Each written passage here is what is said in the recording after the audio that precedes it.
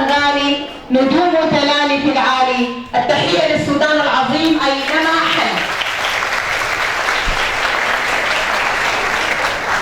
لازم كان أرحب بوطني قبل ما أرحب بنفسي أو قبل ما أعرف لكم نفسي. السلام عليكم ورحمة الله تعالى وبركاته. أحب أعرفكم بنفسي. أنا راوية الفاتح، اختصاصي نفسي، محاضر ومدرب ومقدمة برامج متخصصة وناشطة في مجال الوعي والعلاقات. سعيدة بكل شخص اختار مقعد الليلة في المؤتمر عشان يكون موجود هنا، عشان يكون يعرف يعني شنو صحة نفسية. من أكثر الحاجات اللي احنا بدينا نتكلم عنها هي الصحة النفسية، فعايزة أشكر الدكتورة زينب. أيوة يا جماعة، تحية قوية. عايزة أشكر كل القائمين على أمر مؤتمر أكاكوس تنظيما وترتيبا وإشرافا، شكرا لكم.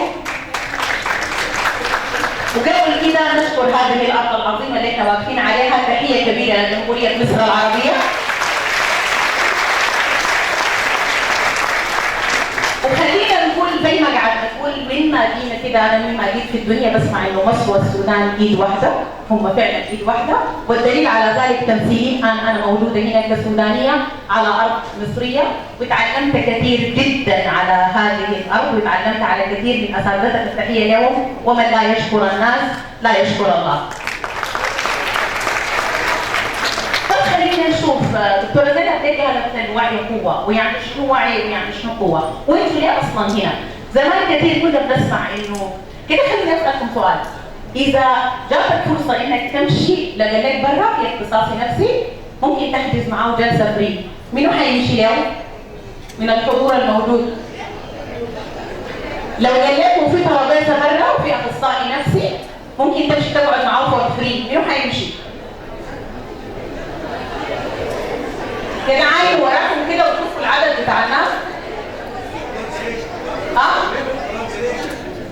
لا مش هنمشي، بنروح منهم جايين المؤتمر يا دكتوره.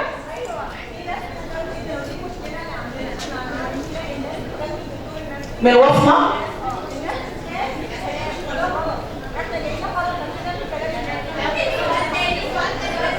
إذا اتعرض عليك ده التنظيم قال لك فيه مجموعة اختصاصيين نفسيين موجودين برا للاستشارات فور فري، هتمشوا ولا ما هتمشوا؟ انتوا فاهميني ولا ما فاهميني يا جماعة؟ لغتي واضحة؟ هنمشي نقعد معاه ولا مش هنمشي نقعد معاه؟ هتروحوا؟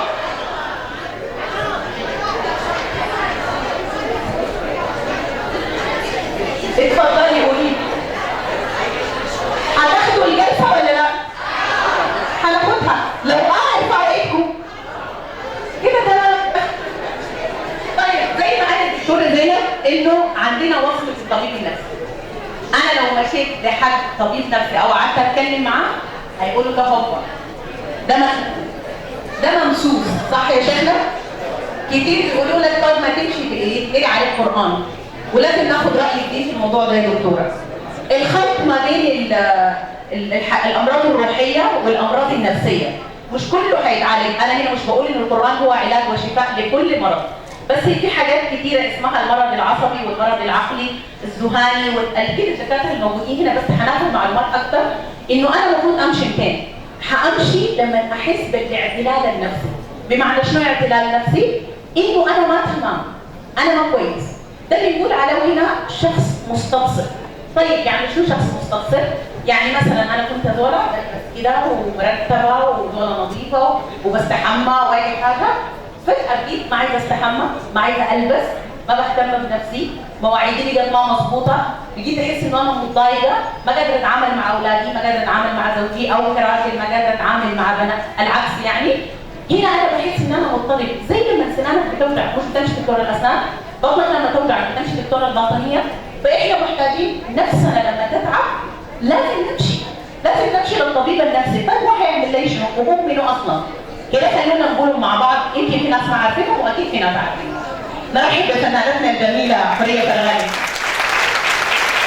منوره. اتفضلي.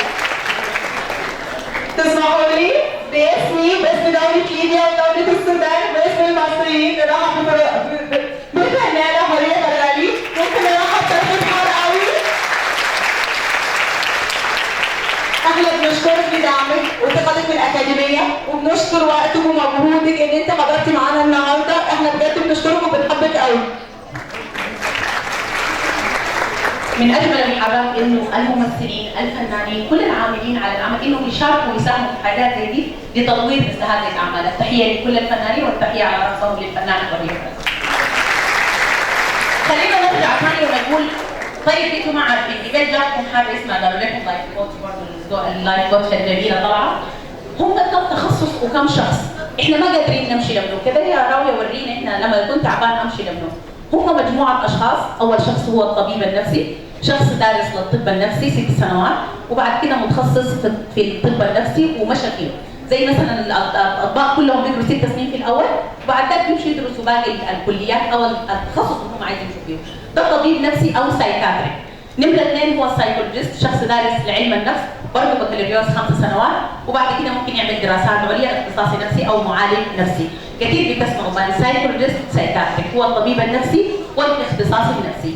بعد ذلك في المهن النفسيه المساعده اللي هم اللايف كوتش والناس اللي بيهتموا بتطوير الذات او التنميه الذاتيه. طيب كل زول عنده تخصص معين، فانت لما تمشي تحس بالحاجه دي اول حاجه امشي لراس الهرم. امشي للطبيب النفسي ده ايا كان هو موجود في عياده او في مستشفى او كده، تتاكد انه هو صاحب اختصاص، تلجا له، هو لو المشكله عنده حيحاول انه يحلها لك، لو ما عنده حينزلك للتخصصات الثانيه، ولازم دائما هم غالبا بيكونوا تيم وركر، بيكونوا مع بعض، سايكولوجيست، سايكاتريك وسوشياليست اللي هو الناس علم الاجتماع. فاحنا محتاجين ان احنا اتفضلي. هنا بقى دكتور رؤية كانت بتتكلم عن جزئيه مهمه جدا، ان انا لازم امشي طبيب متخصص. احنا كلنا اكاديميات بندي دبلومات ماجستير بالاخص الاكاديميات المهنيه.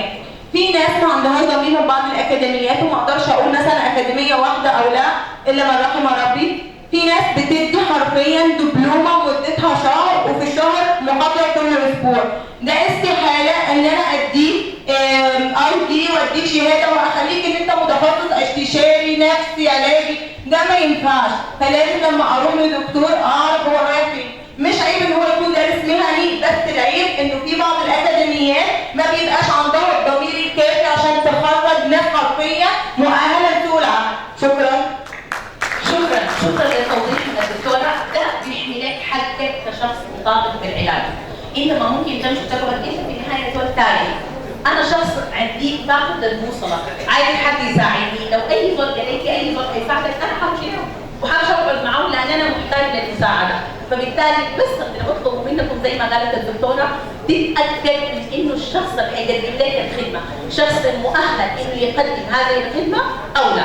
فالصحه النفسيه ما رفاهيه ولا حاجه، انت خساره ان انت لما تمشي تدفع قروش لمختص نفسي معناه انا ضيعت قروشي، لا بالعكس، انت هنا فلوسك ما ضاعتش، انت مشيت المكان الصح. عشان تقدر تمشي وتتطور لقدام لازم تبدا بصحتك النفسيه وتبدا بكلمه الوعي. اصلا الوعي بيجي من وين؟ الوعي بيجي من الذات، بيجي من شخصك، بيجي من ايمانك بقدراتك انت كبني ادم.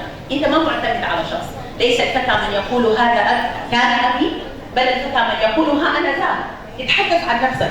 شعاري دائما اللي انا بحبه جدا كراويه الفاتح هو كن النور لنفسك وكن انت، بمعنى انه انت اي مكان تكون موجود فيه تكون عباره عن اضاءه، تكون عباره عن نور، تكون الناس كلها بتعاين لك وبتشير لك بتقول انا فلان الفلاني. دائما بنسمع كثير من الناس لما يتحدثوا عن نفسهم بيقول لك الشخص مغرور او عنده انانيه، ابدا، هنالك فرق ما بين الغرور والانانيه والثقه بالنفس. شخص لما تكون واثق من نفسك دي اول مرتبه من مراتب حب الذات.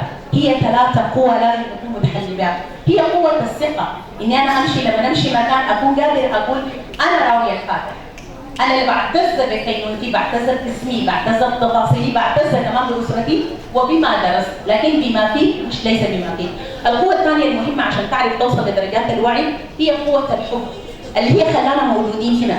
اي شخص هنا دعاه شخص بيحبه او هو حابب للعلم او حابب يكون موجود في مكان زي ده. فقوه الحب وقوه المحبه ديننا كان موصي بها، دائما بيقول لك حب لاخيك كما تحب لنفسك. الحب مش بتاع الجواز، احنا مش عايزين اللي بين المراه والراجل، لا احنا عايزين الحب بتاعك انت لنفسك في الاول وحبك للزول اللي قاعد جنبك.